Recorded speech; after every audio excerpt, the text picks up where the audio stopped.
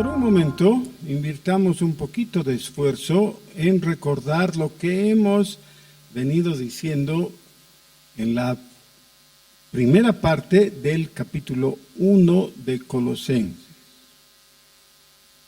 Es necesario que tengamos todo el cuadro en nuestra mente para que entendamos las diferentes partes. Colosenses es una epístola carcelaria.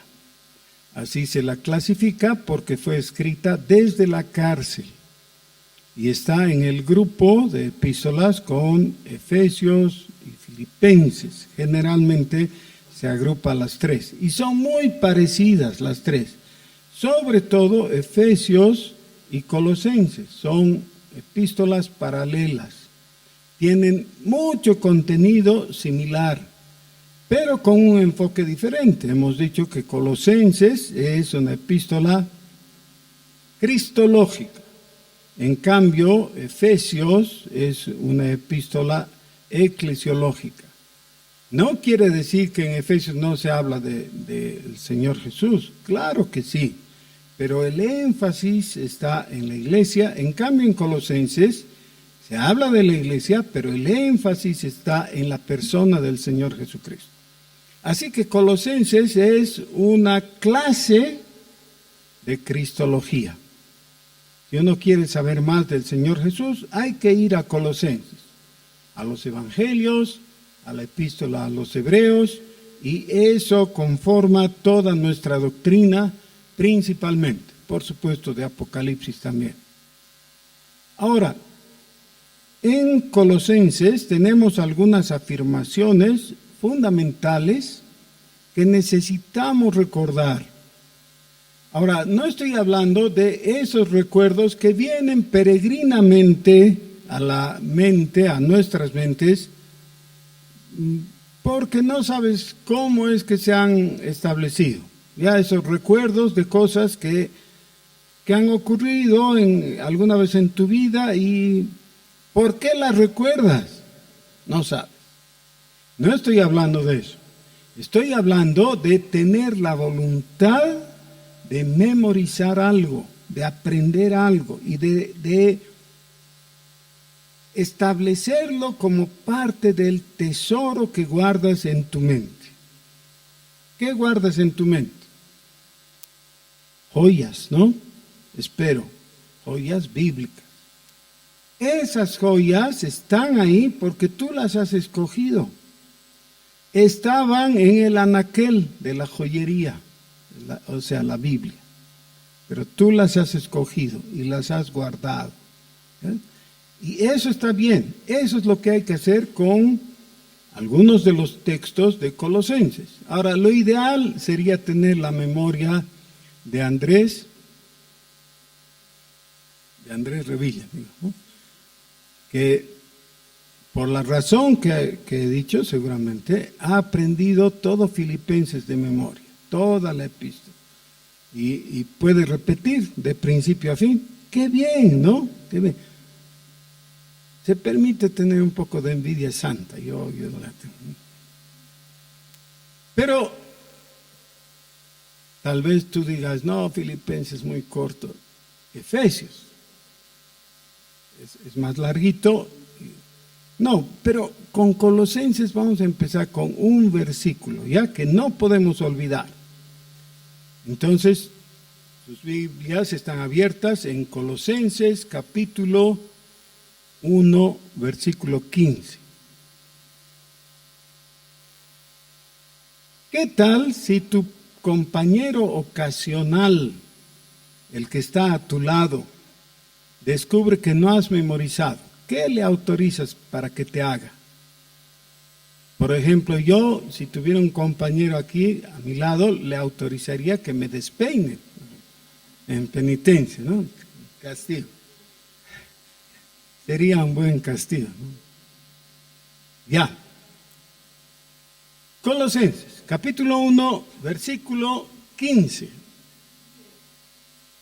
Colosenses 1:15. Solo que vamos a cambiar el pronombre por el sustantivo. El sustantivo que está entendido aquí con el pronombre él es Jesús, ¿no es cierto? Entonces, leemos. Jesús es la imagen del Dios invisible, el primogénito de toda creación. Jesús es la imagen del Dios invisible, el primogénito de toda creación. ¿Se han dado cuenta? Es bien fácil, ¿no? ¿Sí? ¿Podemos? A ver, ahora mirando a nuestro compañero ocasional. Colosenses 1:15. Jesús es la imagen del Dios invisible, el primogénito de toda creación. Ok. ¿Han viajado alguna vez en bus, en flota, un viaje de ciudad a ciudad, digamos, de aquí a Cochabamba o algo así? ¿Solos? ¿Nunca? Sí, la mayoría ha viajado. Los demás no disimulan, han viajado también. Alguna vez nos ha tocado viajar, ¿no? Y te ha tocado una persona que era absolutamente desconocida para ti antes de eso. Cuando te bajas, te das cuenta que no han cruzado sino el saludo. Bueno, espero que se hayan saludado, ¿no? Hola, buenas noches, listo, ya. No han hablado de nada más. Y tú dices, oye, creo que esto no está bien, ¿cómo no le he hablado nada?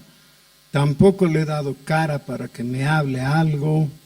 No está bien, ¿no? Tendría yo que ser un poquito más amistoso. Pero si pudieras escoger algo así muy puntual, que dices, por lo menos esto debía decirle. ¿Qué es? Podías decirle, ¿qué ojos tan lindos tiene usted? Lindos, ¿no? Porque si alguien te dice así, no duermes esa noche, ¿no? Te quedas con tus ojos ahí para lucirlos. Otra cosita, ¿qué le dirías? Ay, qué mal clima, ¿no? Hemos salido con todo nublado y ahora está todo despejado, hace calor. Ese comentario puede ser cierto, pero no sirve de mucho.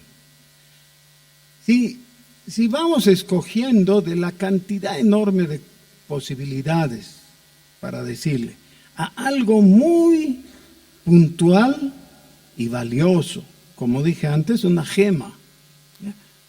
¿Qué tal si le dijeras, Jesús es la imagen del Dios invisible, el primogénito de toda creación? Y esa persona dice, ¿sabe qué? Yo no hablo con fanáticos religiosos. O te dice, ¿de qué me está hablando? Y tú aprovechas y le dices, estoy repitiendo un versículo del capítulo 1 de la epístola de San Pablo a los Colosenses. Es el versículo 15. ¿No le parece maravillosa esa revelación? Jesús es la imagen del Dios invisible. ¿Dios es invisible? Sí, es invisible, pero tiene imagen. Jesús es su imagen. Él es el primogénito de toda la creación. Ok, den examen a su compañero ocasional. Díganle, yo ya sé Colosenses 1:15 y nadie me va a borrar esto de la mente, ni siquiera el enemigo va a poder venir y confundirme. No, yo ya sé algo en concreto. ¿Qué sé? Que Jesús es la imagen del Dios invisible, el primogénito de toda creación. ¿Ya sabes o no? Vamos, dale tu examen.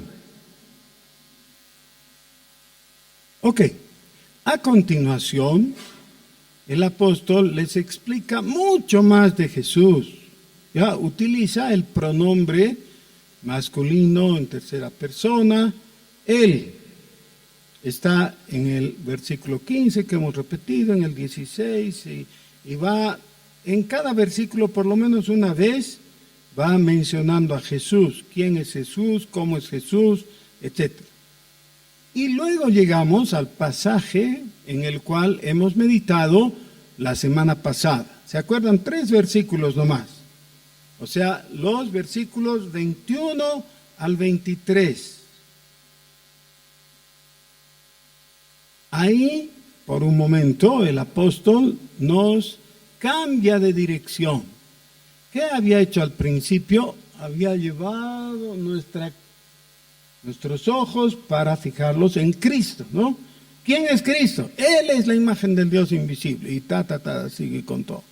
Ahora nos cambia de rumbo, nos lleva a mirar nosotros mismos, en los versículos 21 al 23. Y dice, y vosotros en otro tiempo erais extraños y enemigos.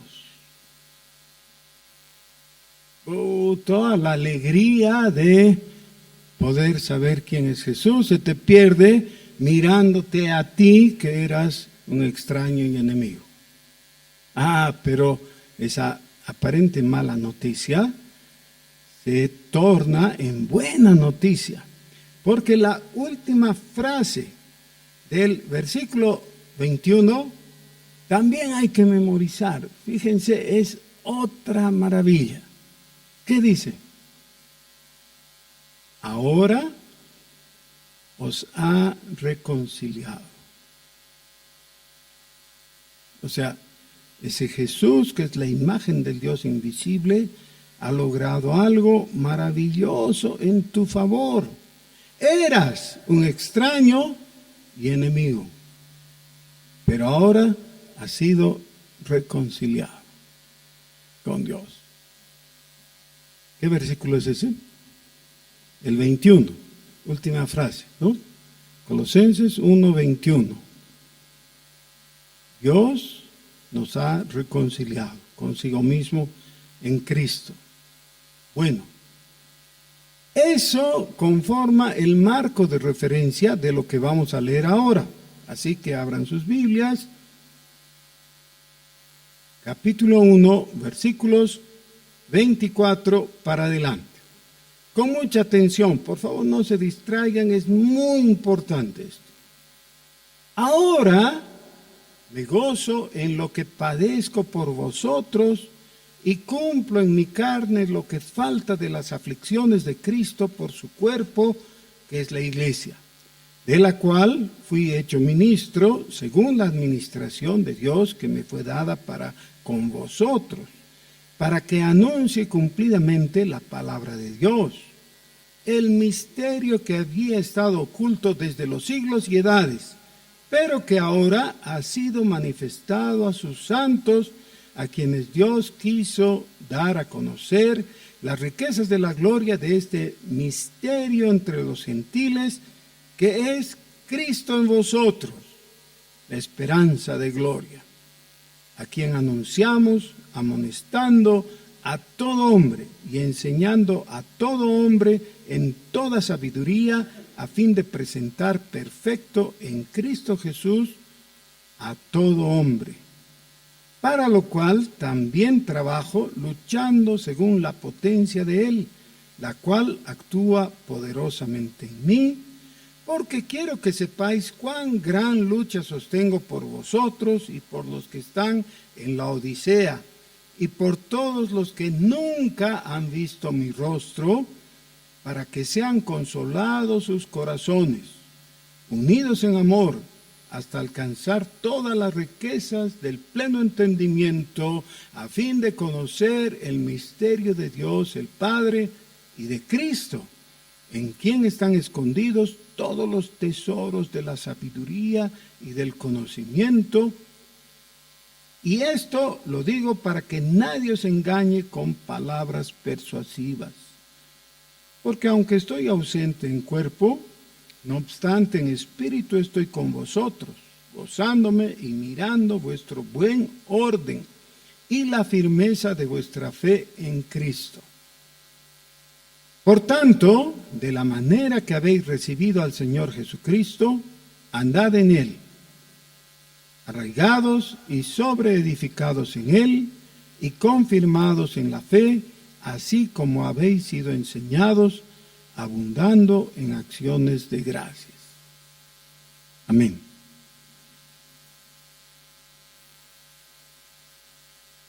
Tratemos de entender primero lo grande, la estructura, ¿ya?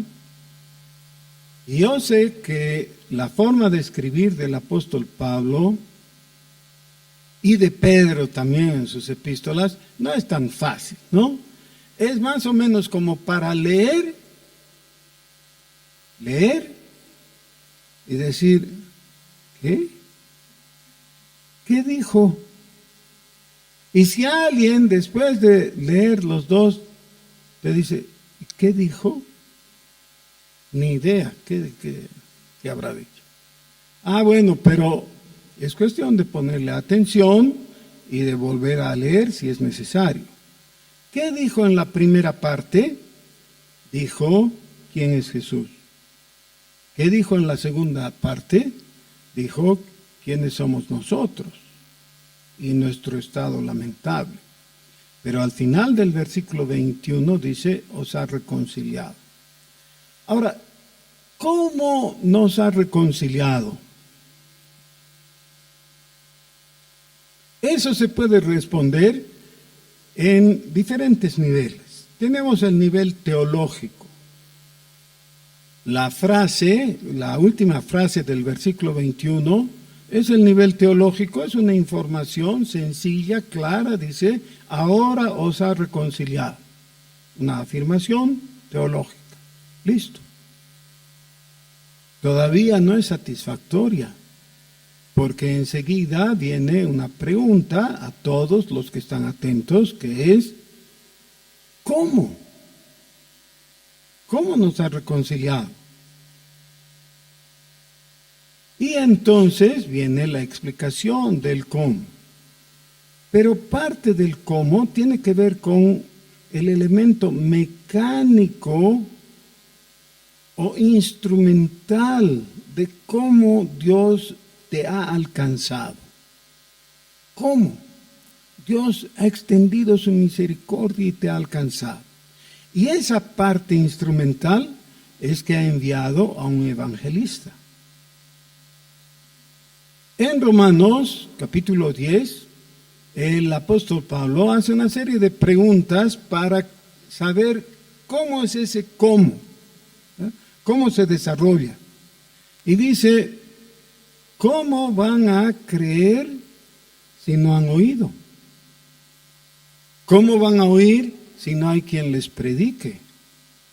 ¿No? Hay una serie de eslabones que van en forma lógica en esa cadena. A lo que me estoy refiriendo es que hay una labor imprescindible que es la del evangelista. El evangelista. El evangelista significa el que predica el evangelio. Eso es sencillo, ¿no? El que predica el evangelio. Pablo mismo se considera un evangelista. El Señor ha establecido 5 ministerios, según lo describe Efesios capítulo 4. Dice que a unos constituyó apóstoles, a otros profetas, a otros evangelistas, a otros pastores y maestros. 5 ministerios. Después de los profetas están los evangelistas. No es un orden jerárquico, no es que los unos son más que los otros. Solo son diferentes, son ocupaciones diferentes. Pero ahí tenemos a los evangelistas. Podemos pensar en algunos evangelistas del Nuevo Testamento, es decir, mencionados en el Nuevo Testamento. El más famoso es Felipe, ¿no? Porque se le llama Felipe el Evangelista. Este Felipe el Evangelista originalmente era un diácono. Qué interesante, ¿no? Era diácono, pero su llamado era para la evangelización y fue llevado por el Espíritu Santo para evangelizar a Samaria. Toda la provincia de Samaria fue sacudida con su predicación y después fue llevado por el mismo Espíritu Santo para predicarle al eunuco. Y entonces se le conoce como Felipe el Evangelista. Muy bien, ¿qué otro evangelista famoso conocemos? Quizás el más famoso de todos es Pedro. Al fin fue el primer papa, ¿no es cierto? Entonces, nunca fue papa, pero fue un evangelista. Miren que el llamado inicial que Jesús hizo con Pedro fue para ser un evangelista. Él estaba con su hermano y Jesús los llamó y les dijo, vengan, yo les voy a hacer pescadores de hombres. Eso es evangelista. Qué interesante, ¿no? Pedro fue evangelista. Claro, después el Señor Jesús le cambió el oficio. Lo estableció como pastor. ¿Se acuerdan? Le dijo, pastorea a mis corderos, a mis ovejas. Pero eso es lo que hacen muchas veces. Los evangelistas se tornan en pastores. Porque es lo lógico, ¿no? Dentro de la preocupación que hay por la gente. Ok.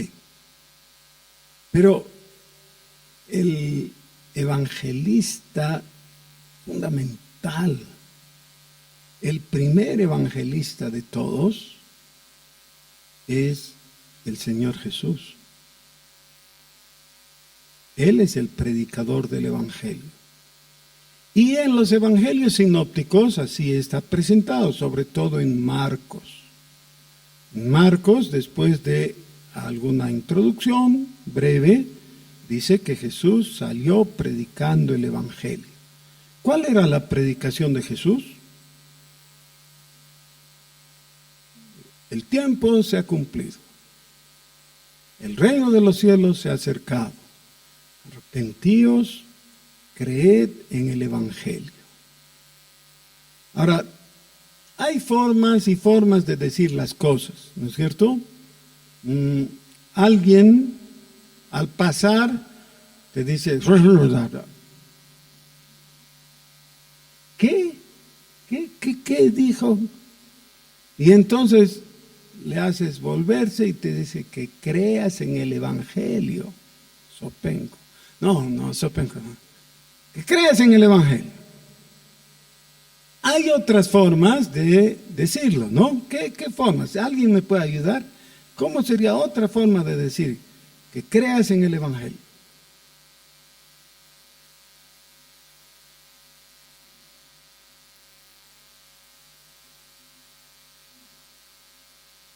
¿Saben qué? En la época de la Reforma había un hombre que se llamaba Guillermo Farel. Él era un monje, era un hombre muy grande. Era monje, entonces creía lo que creían los monjes, en esa época era católico. Y un día se le acercó una jovencita, una adolescente, flaquita, menudita, y le bloqueó el paso en la calle. Y le dijo, Fray, ¿me puede escuchar un momento? Y Guillermo Farel, que era así tan grandote, más cerca de la niña, se notaba más la diferencia de tamaño, ¿no? Y la niña estaba recién convertida, estaba ardiendo en su corazón y le quiso hablar de Cristo. Y el monje no estaba para hablar con niñas insolentes y la quiso hacer a un lado. Entonces ella tomó una pequeña carrera, impulso en la carrera, y fue y le agarró la ropa, sí, las solapas, ¿no? Y le dijo que le escuche. Entonces él quedó azorado, ¿no? ¿Qué esta niña atrevida, qué quiere? Y le preguntó, ¿qué quieres? Que crea en el Evangelio, le dijo ella. Y él se convirtió. Claro, no se convirtió en ese segundo, hizo las averiguaciones, investigó y llegó a la fe. Ese Guillermo Farel fue el que a su turno sujetó también de las solapas a Juan Calvino y lo obligó a quedarse en Ginebra. Muy interesante, ¿no? Cómo Dios utilizó a las personas. Ahora, la persona que está contigo, ¿tiene solapas o no?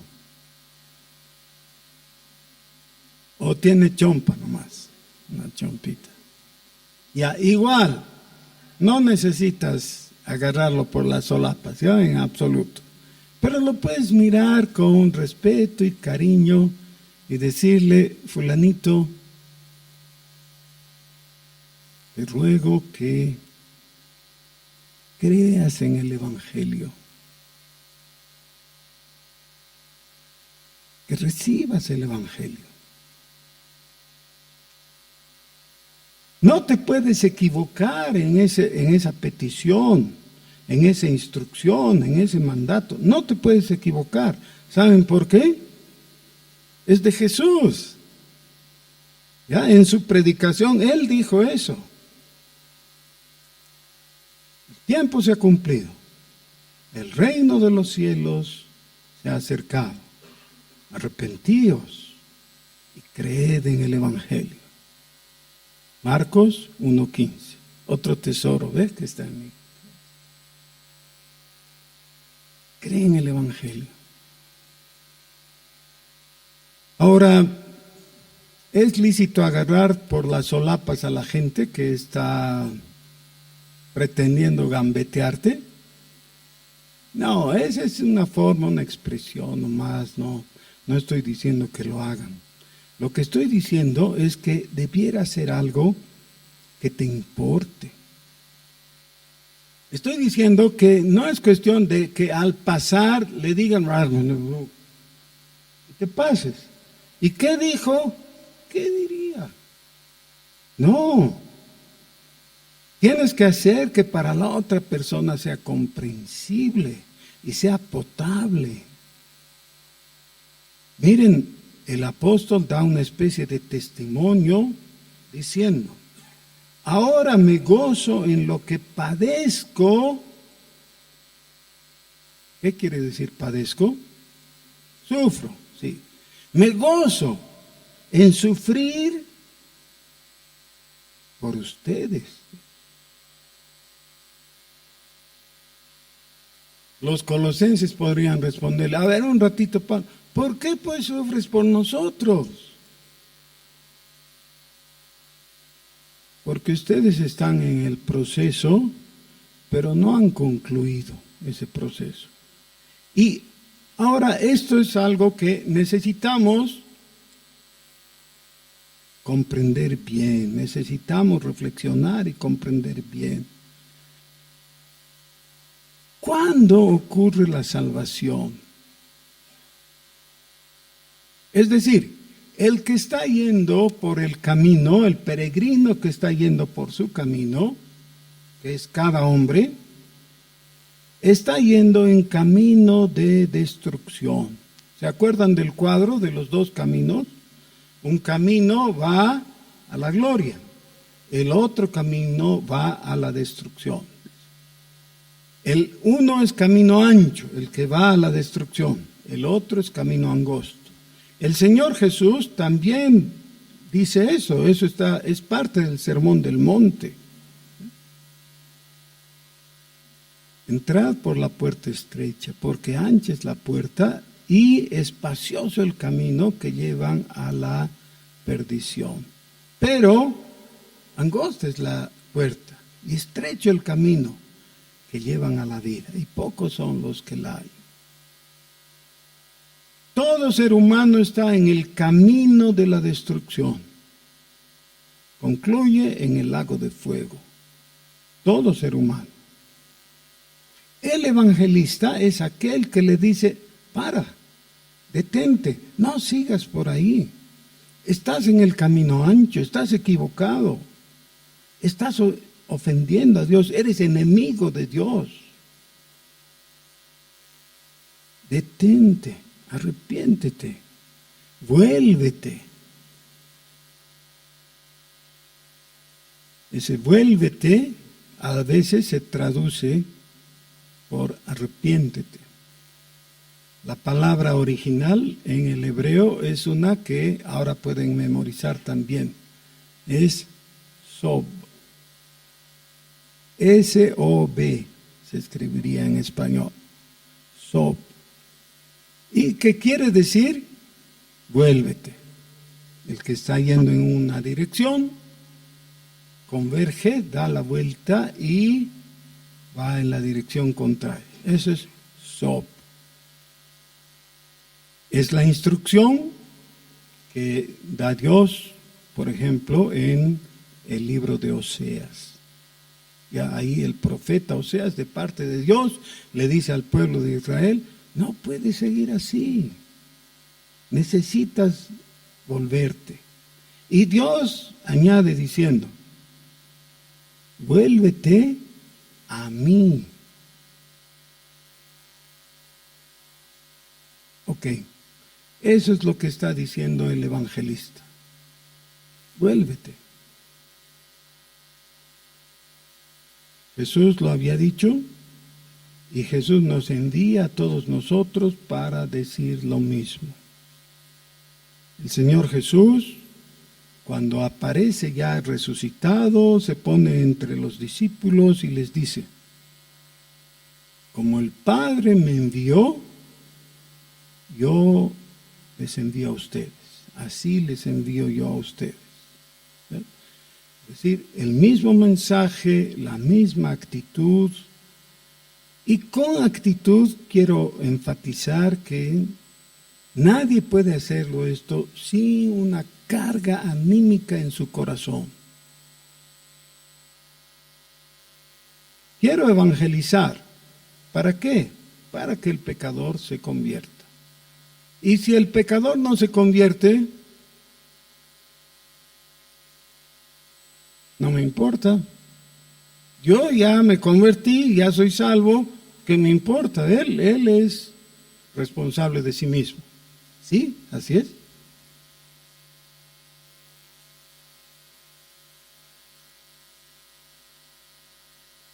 En la discusión teológica muchas veces se plantea y se pone cartelitos a las caricaturas que hemos creado en nuestra propia mente. Muchos evangélicos rechazan el calvinismo y a los calvinistas por esta razón. Dicen, bueno, si hay algunos que están predestinados, entonces, ¿para qué predicar? Los predestinados van a ser salvos en base a la predestinación. Predicar ya es un saludo a la bandera. ¿Para qué? No necesito eso. Ese es un enfoque terriblemente equivocado. No es esa la actitud de Jesús. No es esa la actitud de los apóstoles. No es esa la actitud de los grandes hombres de la Biblia y de después de la Biblia. Nunca ha sido la actitud de los hombres verdaderamente creyentes.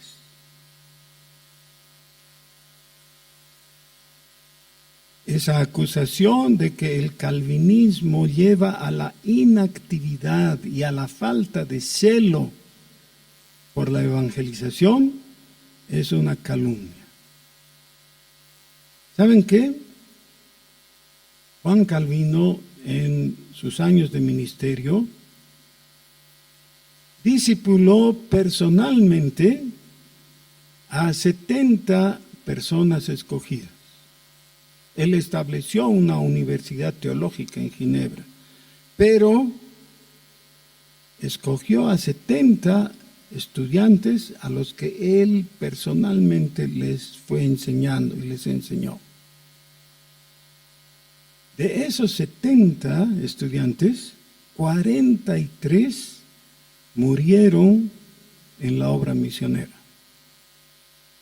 Varios de ellos quemados así en la pira, porque eso es lo que ocurría cuando encontraban a los evangélicos predicando el evangelio. Los quemaban. Sí, los quemaban, pues iban igual a predicar. Si alguien quiere acusar a los calvinistas de falta de celo evangélico, solo tienen que leer la historia. Es una calumnia.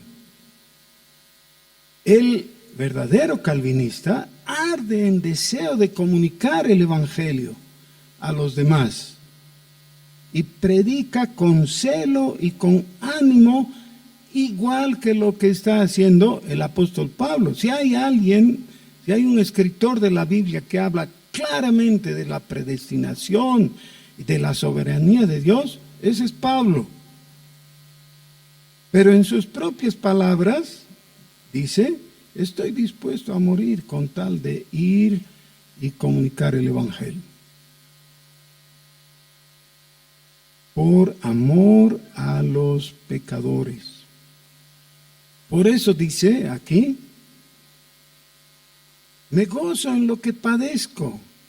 Es decir, estoy sufriendo por amor a ustedes, pero estoy con gozo en mi corazón, porque fui hecho ministro, dice el versículo 25, para administrar la gracia que me ha sido dada en el conocimiento del misterio que estaba desconocido antes, pero que ha sido manifestado a sus santos, versículo 26, final, 27, a quienes Dios quiso dar a conocer las riquezas de la gloria de este misterio entre los gentiles. Aplicando el asunto, tu vecino se va a ir al infierno.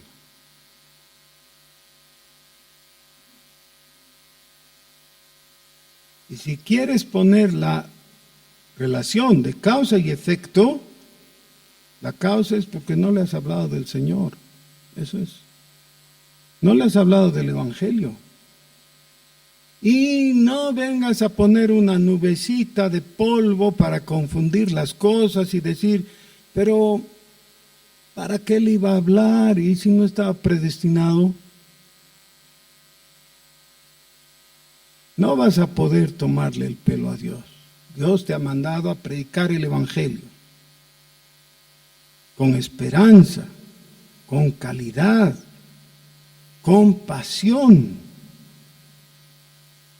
Dice que Dios ha determinado dar a conocer las riquezas de la gloria en Cristo. ¿Cuál es esa gloria en realidad? Porque podríamos confundir las cosas, ¿no? ¿Cuál es la gloria?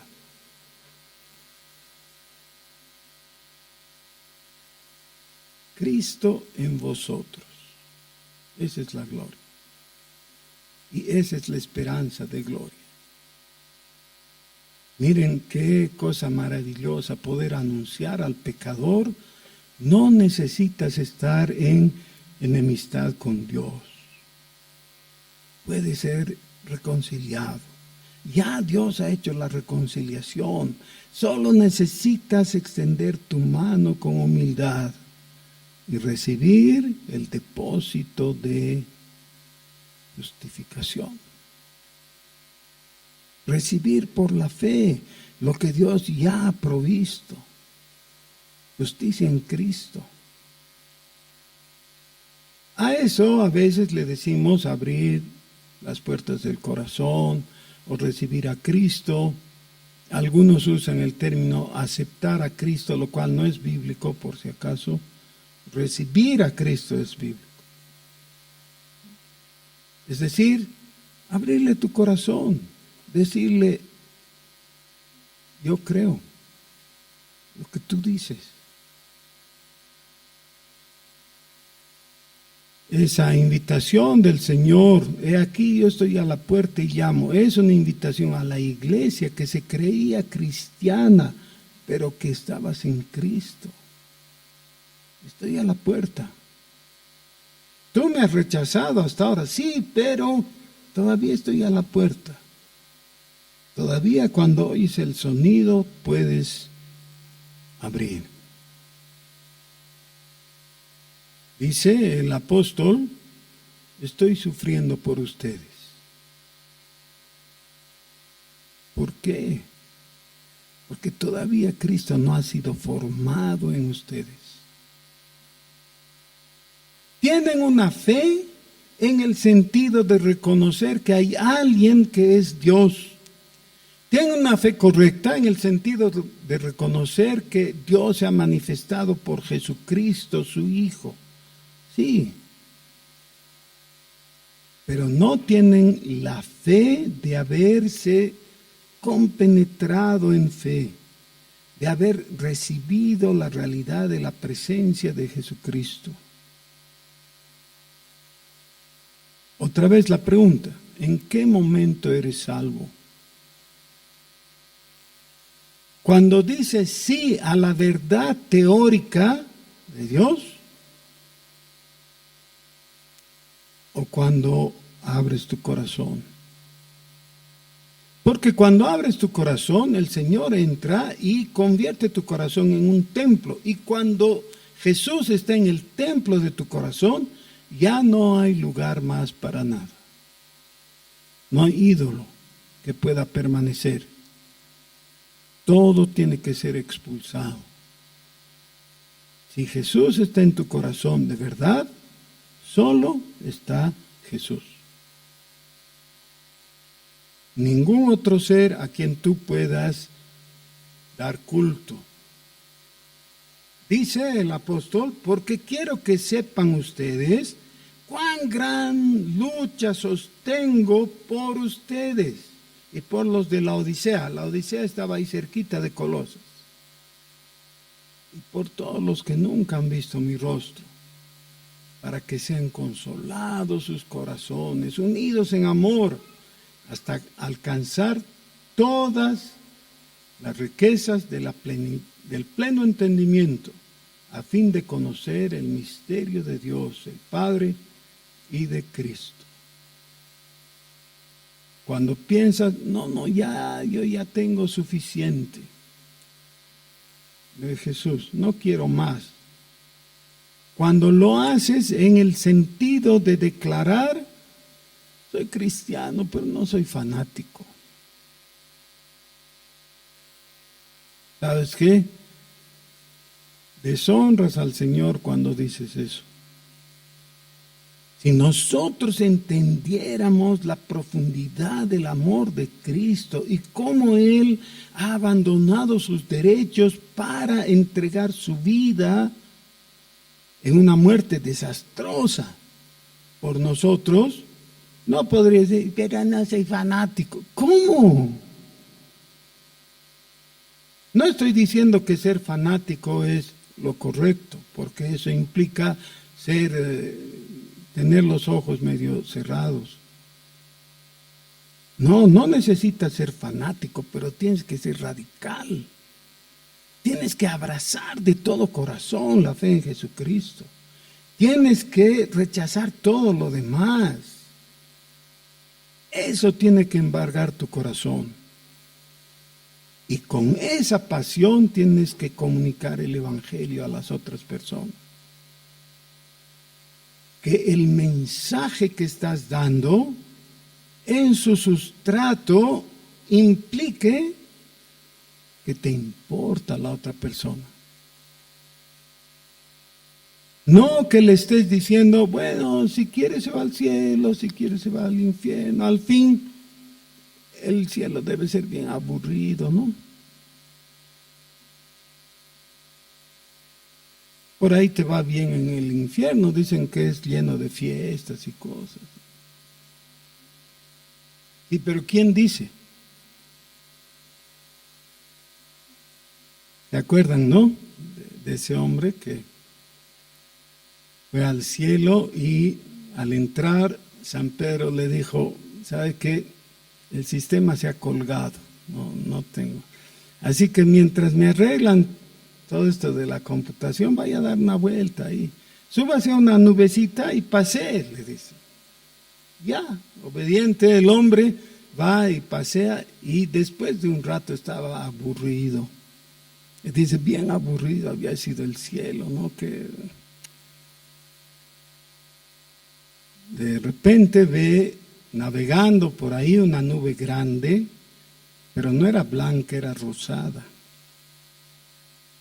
Y cuando se acerca un poco, ve que había una fiesta. Y se acerca más y era una fiesta y todos parecían muy entusiasmados, festejando, felices ahí.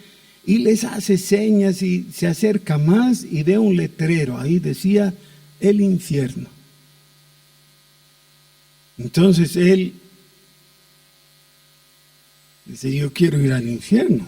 Claro. Se vuelve donde San Pedro y le dice, San Pedro, yo quiero ir al infierno. No, le dice San Pedro, ¿cómo pues? Es una locura, no. No, yo quiero ir al infierno.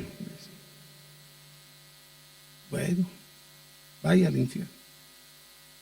Después de 2 semanas, San Pedro dice, y ese pobre tonto que se ha ido al infierno así voluntariamente, ¿cómo estará? Iré a verlo. Y va, toca la puerta y pregunta, y le cuentan. Al día siguiente, después de haber llegado, hace un alboroto el hombre. Entonces le avisan, todo esto es cuento por si acaso. Le explican a Satanás que este hombre estaba haciendo alboroto ahí, entonces él se acerca, Satanás, ¿no? Y le pone la mano al hombro y le dice, ¿qué pasa? ¿Por qué haces tanto alboroto? Él dice, yo he venido aquí voluntariamente. Así. Sí, yo estaba en el cielo, pero he visto la nubecita rosada, con gente tan feliz, haciendo una fiesta y todo, y yo he pedido ir al infierno. Satanás menea la cabeza, le aprieta el hombro que le estaba tocando y le dice, ¿nunca has oído de marketing?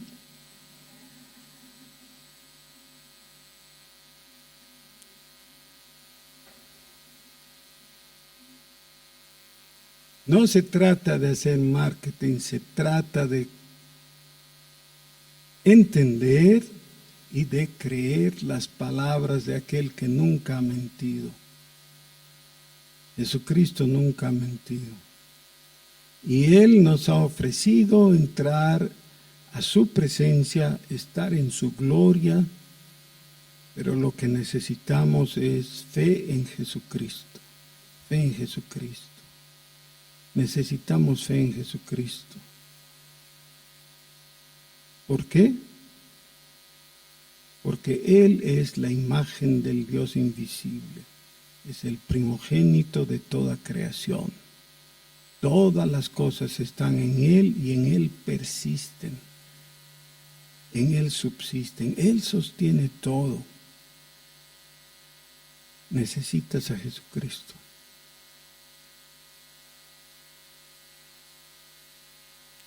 ¿Estás de acuerdo en orar conmigo ahora? Vamos a orar.